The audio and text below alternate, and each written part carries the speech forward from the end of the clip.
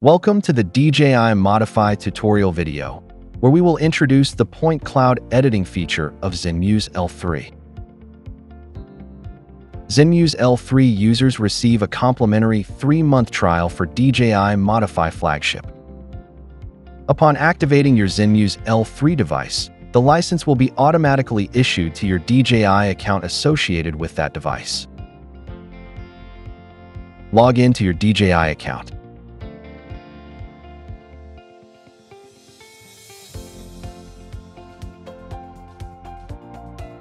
Click Bind in the upper right corner and bind the DJI Modify flagship 3 months license. DJI Modify now supports Zenmuse L3, making it easier than ever to process large data volumes collected from multiple flights. If your imported point cloud exceeds computer's processing capacity, DJI Modify automatically segments the data into blocks and forms groups according to your computer's performance, ensuring optimal editing efficiency. Click Create Project and select Point Cloud. Set the project name and choose the storage location. Then select Lost Files. Click OK to load the project. During pre-processing, if files surpass computer performance limits, the data will be grouped automatically after entering the project. After pre-processing, view the point cloud groups in the left sidebar. Hover the mouse over a group to display the point cloud range. Click to enter a group. The editable point cloud will be highlighted, with non-editable data shown in gray. Only the highlighted area can be edited or used for terrain result generation.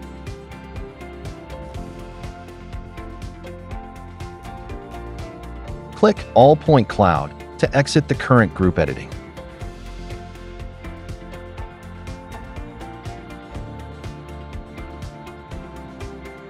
Enter a point cloud group. If you haven't applied pre-processing like smoothing, use the point cloud processing tool in the left sidebar. When noise reduction is enabled, it can reduce discrete noise points in the point cloud to improve the quality.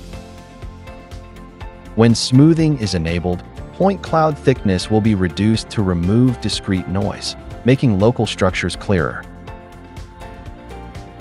When density adjustment is enabled, you can choose to downsample the point cloud by distance or percentage to reduce the point cloud density.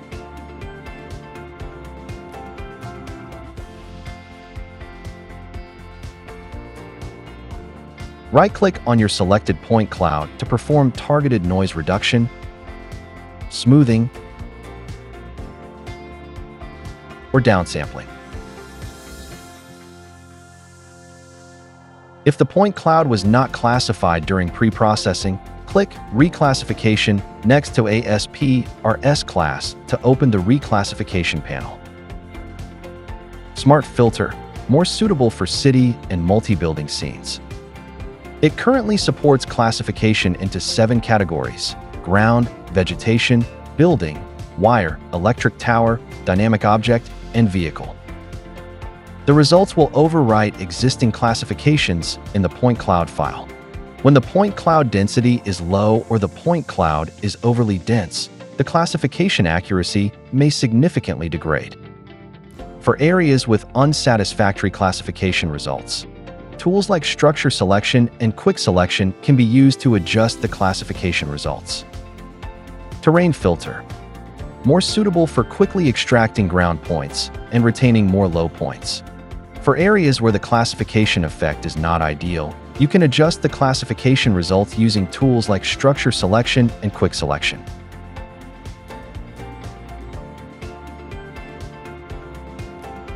Structure selection uses clustering algorithms to automatically cluster the currently selected area, allowing quick selection of point clouds consistent with the current point cluster. Click Structure Selection. Single selection allows you to select one area. Add selection enables continuous selection of multiple areas. while subtract selection cancels previously selected areas. Set type for the selected points. 6 categories are supported: ground point, vertical surface, roof, power line, pole, and others. Adjusting tolerance can modify the effect of structure selection. Adjusting range can modify the radius of the selected area. If you have used Smart Filter to classify point clouds, you can use the Quick Selection tool. Click Quick Selection and choose Classified Point Cloud to easily modify point cloud class. Enable Change Class immediately to modify point cloud class quickly.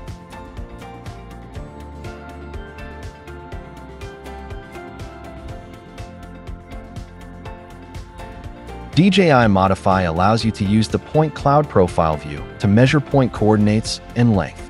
You can also export the point cloud data from the profile window. Click the Profile button in the lower toolbar to open the tool. In the Model view, left-click to start selection and click again to stop. At the bottom of the profile view, you'll find details like the length, height, width, and step distance. Move the profile along the step distance using the arrow buttons or the up/down keys on your keyboard. The left sidebar lets you reselect or clear profile as needed.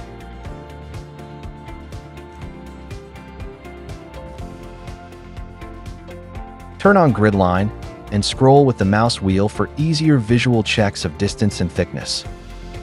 Click Measure Point Coordinates, then left-click anywhere on the profile to display the coordinate measurement result.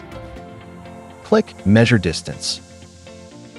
Then left-click on the corresponding point cloud to set the starting point, and left-click again to select the end point. The distance will be calculated automatically.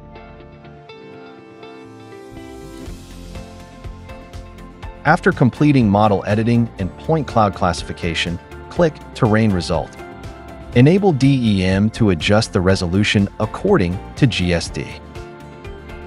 Enable Contour to adjust the interval, datum, elevation annotation radius, and choose whether to discard invalid contour lines. Enable Grid of Points and TIN to switch between Standard or Smart mode, and adjust the sampling distance to modify the initial point grid spacing. Select Real-Time TIN Preview to see instant updates in the TIN preview as you modify ground points.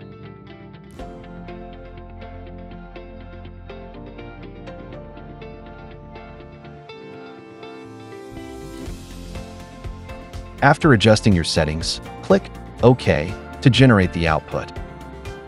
Adjust the grid size and color for your output in the Grid of Points section on the left.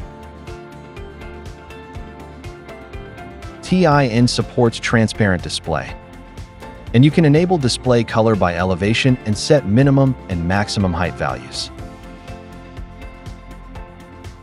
In the upper right corner of the window, click Export Output. Select the output range and format. Then click OK. Thank you for watching.